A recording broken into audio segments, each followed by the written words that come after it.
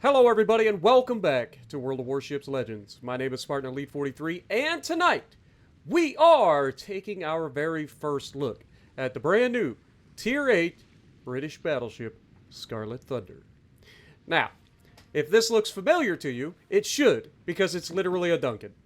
That's it. It's another reskinned tech tree ship. There you go.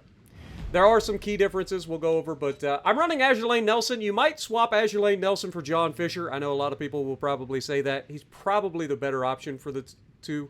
I just threw Nelson on here to try to get a game tonight, so I didn't really think about it until afterwards. But yeah, John Fisher might be the better option for this particular ship. But let's go over what we're using currently. We're running Nelson with Andrew Cunningham and Yamato. We are running Flammable Cannoneer, Big 7, Marksmanship, Master Mechanic, and Fight Fire with Fire. We are running Aiming Systems Mod 1, Propulsion Mod 2, Concealment System Mod, and we are running the Epic Main Battery Mod 3 to get a little bit faster reload for every 30,000 damage we do. Now, I didn't put a flag on it yet, so that's my bad.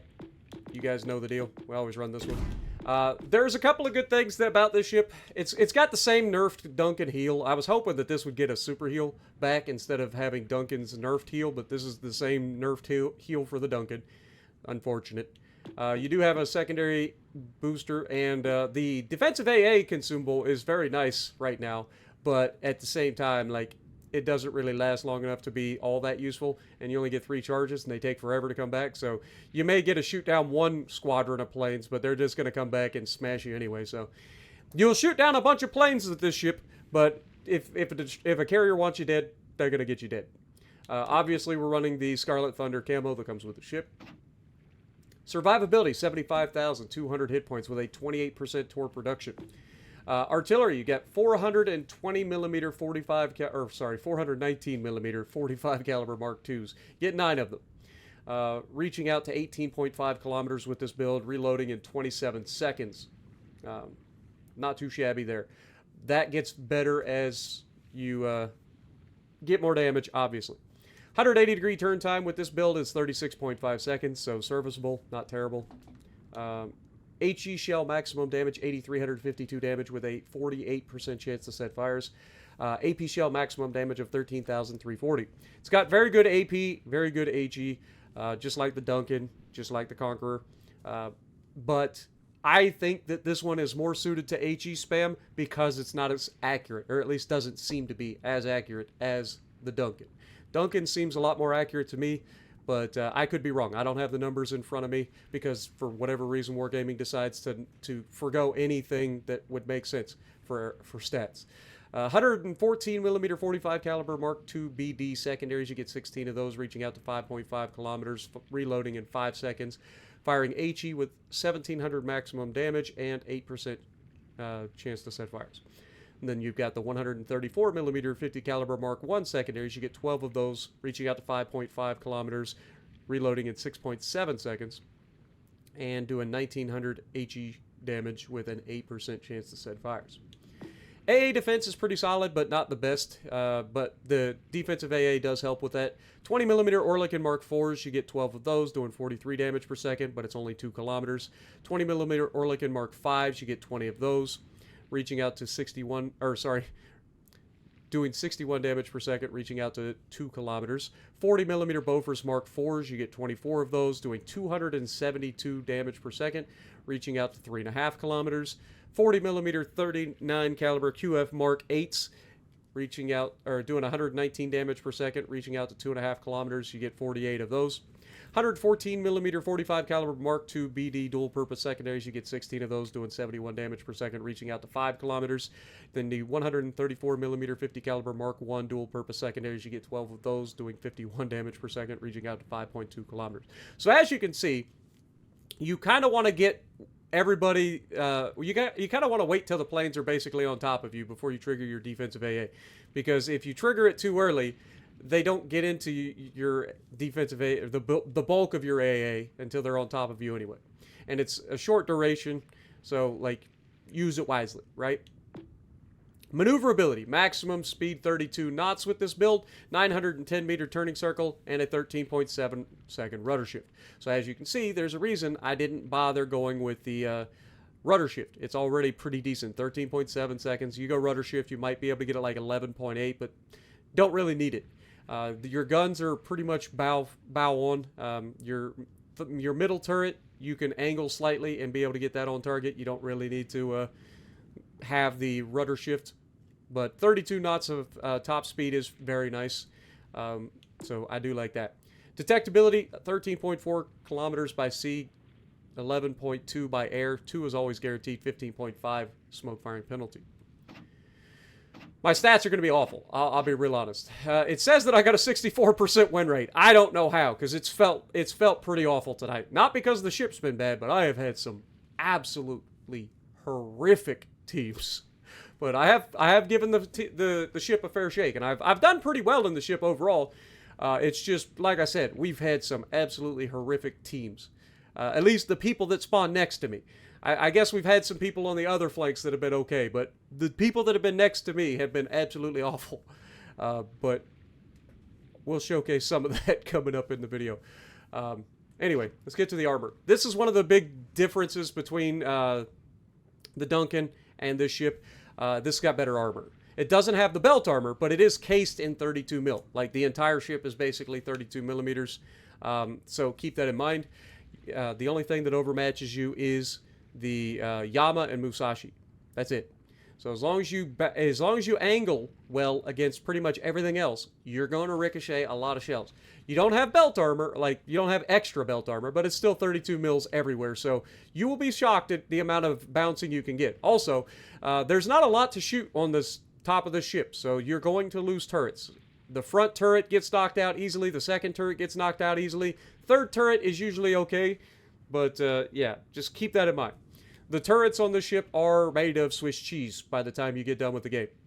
But as far as everything else goes, it is your pretty standard, you know, no turtleback armor, 32 millimeters everywhere. Your Citadel is actually massive. So just like the Duncan, don't go broadside. You will die. Okay? Keep that in mind. Also, if you shoot, or if you get like overmatched by anything like a Musashi or a Yama, you're going to probably have a bad day, because they can overmatch your entire ship. So anywhere those shells hit, they're going through, and they're going to hurt. And there's a good chance that they Citadel you in the process, so have fun. Other than that, it's really not as bad as you think it is. Like, it has enough armor to bow tank most, or pretty much everything in the game. The guns are good enough. I wouldn't say that they're amazing, but spamming HE, like I said, this thing seems to be more suited to the HE spam compared to the Duncan. And the other thing, obviously, you don't have torps. That's the other thing that I forgot to mention. This does not get torps like the Duncan. Pyromania, above average fire setting capabilities. Again, it's a British battleship. You expect to have a high fire chance. And like I said, this is a Duncan. Duncan is good at spamming HE, but I choose to usually use the AP because it's accurate enough that the AP is really good. This one is a little bit sus at times with the accuracy. So I've been spamming HE most of the time. If somebody gives you a broadside, or if you're going up against a cruiser that you overmatch, by all means, use the AP. But more often than not, you'll probably find yourself shooting HE out of this. Superior HE penetration as well. That's, I mean, pretty obvious. So Scarlet Thunder, with her retro-futuristic design, Scarlet Thunder is an engineering marvel that embodies the latest technological advances. She's designed in 1966. Sure.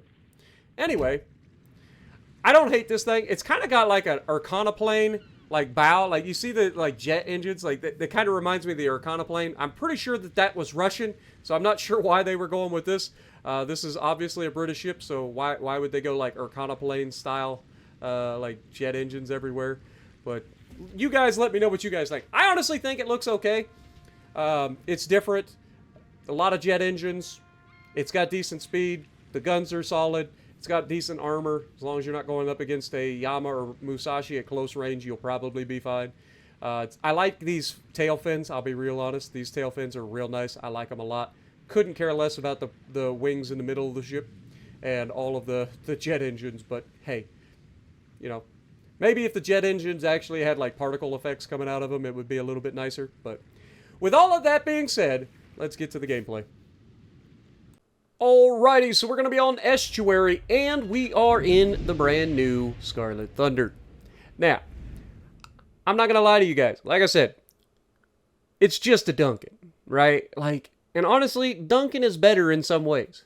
Like I said, I think Duncan is probably more accurate than this thing. Duncan also has the emergency torpedoes, which are hilarious, that do 30,000 damage apiece, so when you need to, you can absolutely murder somebody.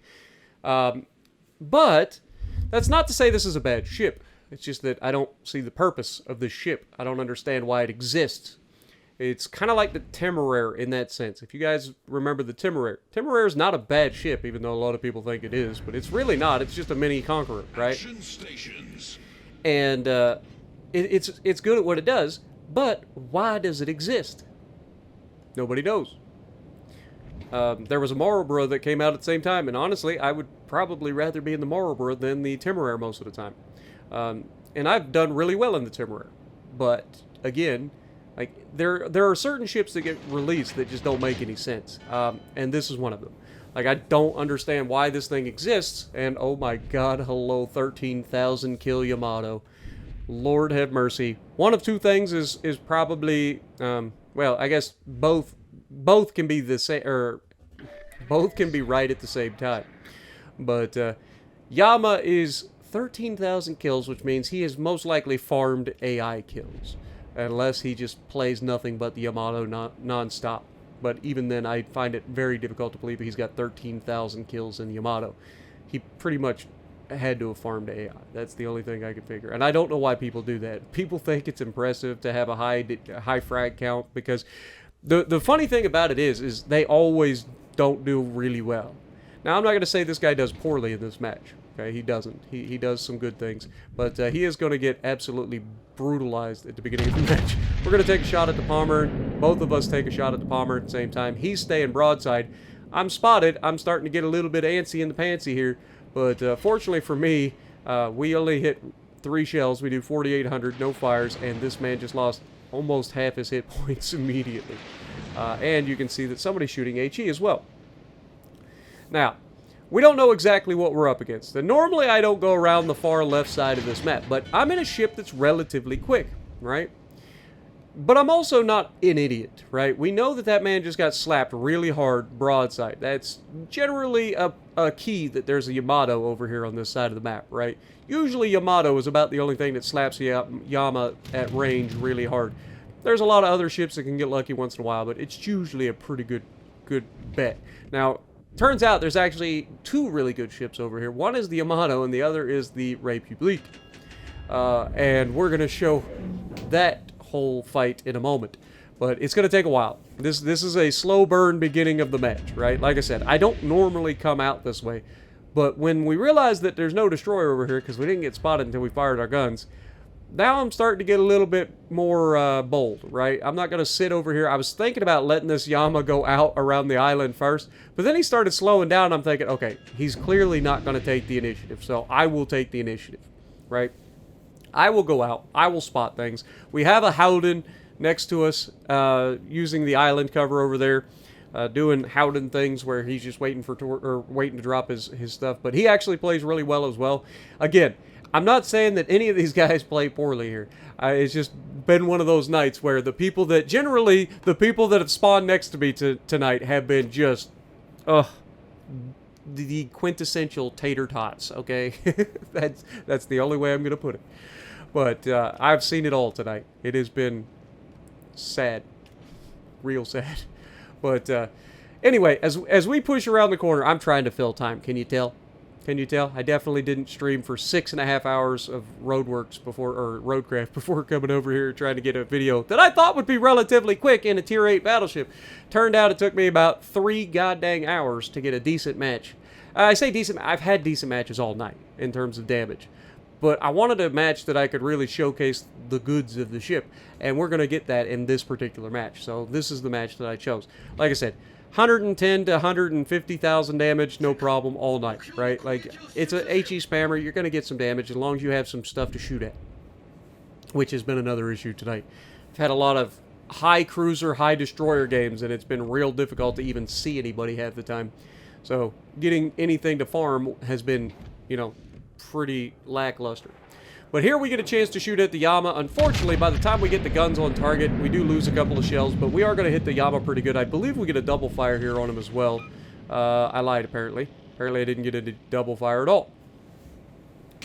But we did hit him. We got 13k, and again, we're just going to keep this party rolling. Now, the Yaman to my right, he's going to get a little bit scared, I guess would be the best term. And I mean, he's already lost half his health, so I can be a little bit...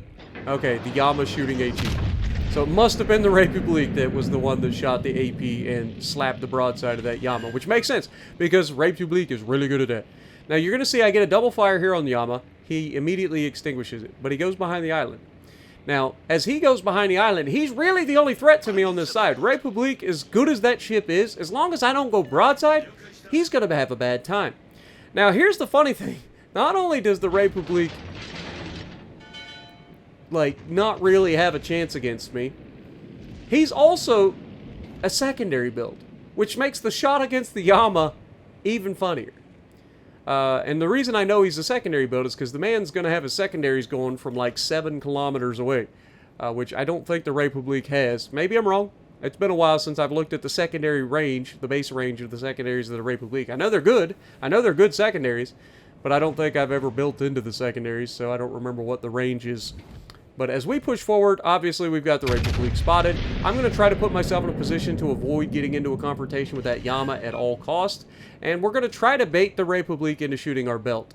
And again, he can't overmatch any part of my ship. Even though he has 17-inch guns, or 17 and a half or whatever, but there's something he can do, which is knock out my turrets. You can see I go ahead and just DC that because I want all my guns. I'm expecting this guy to come, just run away. He's going to go around the corner, and I'm just going to be able to farm, get a couple more shots in before he disappears.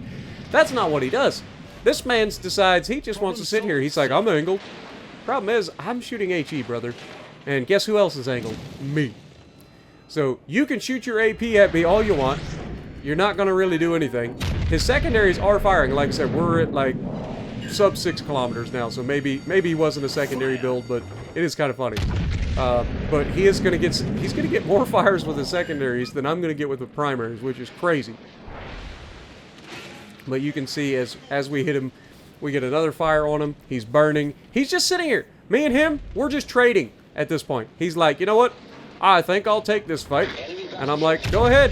I'm just going to start trying to set fires on every part of your ship. And he's just going to keep shooting me and doing nothing. Again, I don't think this man realized that he just couldn't do anything. Now there he gets a really good shot through the bow side plating. Again, if you over-angle, you got to be careful. Luckily, he did not citadel us. He was very capable of citadeling us there. Here we get our guns back on from the middle turret, or the rear turret finally. We're going to get another shot over the island, and just as he goes away, we get the RNGesus on our side, and he gets the double perma fire.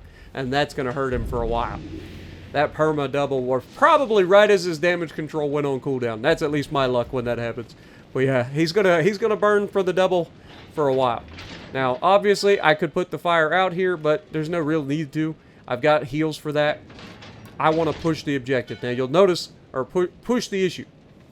You'll notice that the Yama's already dead next to me, so we don't have to worry about him anymore. So we're going to go ahead and continue to push up. We're going to try to catch this Republic and finish him off, right? We know he's going to be hurting from the fires, so we just want to get rid of him as quickly as possible. And as I push forward, I had a pretty good sneaking suspicion that that man was also, and notice that I'm already checking the crossfires, right? This is another thing that everybody, I try to stress to everybody, pay attention to the minimap, know what's around you. Here we get spotted by the cruiser coming through, but the Howden goes down, so that's good. We ain't got to worry about him. So the Republic decided he needed to get away, so he's actually going around the island and goes this way, and now he's firing at the Yama. But unfortunately for him, I do have a chance to shoot, and we all know I'm a window shopper, and we get another permafire on him as he goes forward. Now, this man is going to burn to death. There's nothing he can do about it. But I'm hoping that he ends up burning to death and I get the kill for it. But unfortunately, I think the Yama ends up getting the kill. But notice that I don't even bother shooting at him anymore. I'm already rotating my guns to the right. The Preußen, enemy Preußen, decides to get spotted, and he is full health. We know that he has at least 100,000 hit points probably, if not 105 or 110,000. But we also know that even though he has 18-inch guns, even though some people will be like, Spartan, it only has 17.997. It's like, really, it's 18-inch. I'm sorry. I'm not going to 3,000ths of an inch. I'm not arguing it. It's 18 inches. But either way, and everybody will be like, well, only Yama has 18-inch. Well, technically, if you want to get technical about it, Yama has 18.1-inch guns. Ah! But anyway, as Preußen is just going to sit here, he is disrespecting the ever-living hell out of this ship, and that is going to be his undoing. Because no matter how strong you think that ship is, at the end of the day, it is a gross occur first with 18-inch guns, and guess what? You do not overmatch me because I have 32 millimeters of armor. So how good is your ship now? I don't care how good those guns are. At the end of the day, you're a gross occur first, and I'm going to farm you. And that's exactly what we do here. Not only is he a gross occur first, but this man also is not running fight fire with fire, which is just my favorite thing to see in the world. See, right there we get a fire, okay? So that's a perma-fire already. We're going to try to get another fire on him. And at this point, we're reloading about as fast as we're going to reload, or getting close to reloading as fast as we're going to reload. Once we get 150, then we're at max. But here you can see he's already double fired, right? He's double fired right there. We're going to take a shot towards the back half of the ship, hit that superstructure, we get another fire. That is 3 fires that man is on. Unfortunately, we didn't get the 4 fires, but we have 2 of the 3 fires that man is burning with, so we're going to be getting a lot of damage off of that. This is our second double perma-fire that we've got on somebody. And you can see that he's just continuing to shoot at us.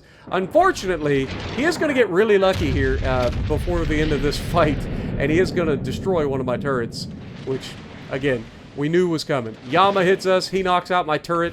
I use my DC to get that turret back online as quick as possible. Because, again, I want to do as much damage to this Preußen as quickly as possible.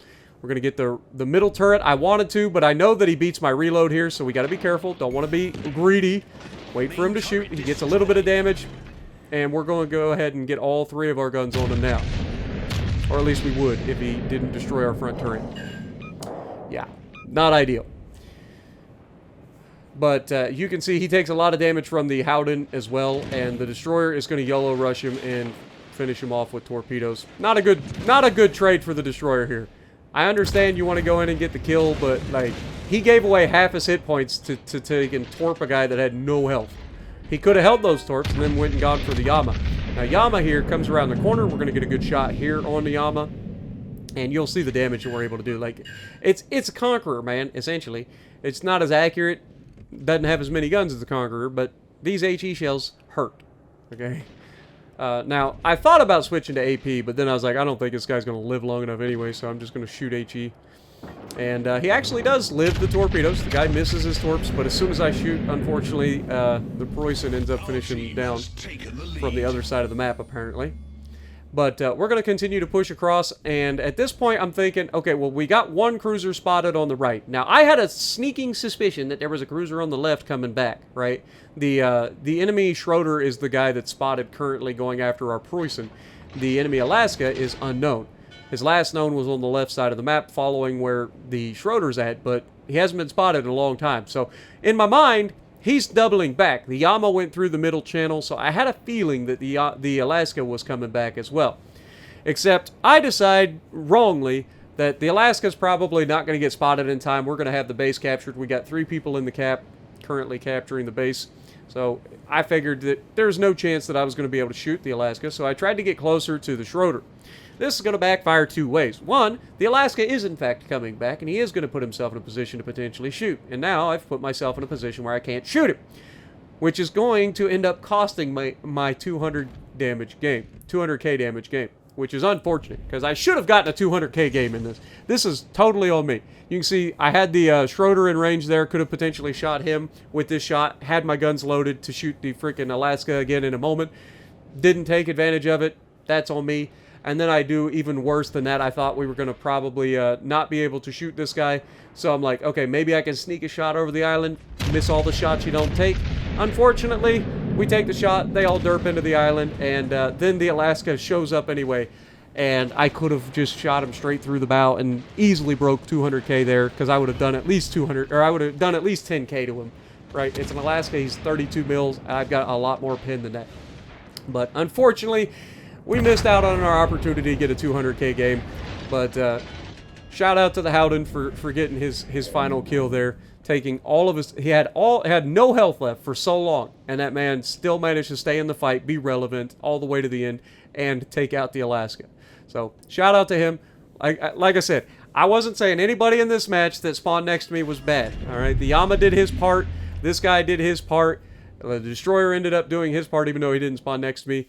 But we all did, and then I tried to slow down and stay in the cap, but unfortunately I potatoed out of the cap too, and we didn't even get that. But 191k, showcasing the armor of the ship, showcasing the strength and the weaknesses of the ship. Let me know what you guys think down in the comments below. Do you like it? Do you understand why it here? Because I honestly still think that the Duncan is just better, even though this doesn't get overmatched by anything except Musashi and Yama. I still probably would rather be in the Duncan. So let me know what you guys think, and if you like what I'm doing, punch the like button, leave a comment below, subscribe to the channel if you haven't already, and as always, I will see you in the next video.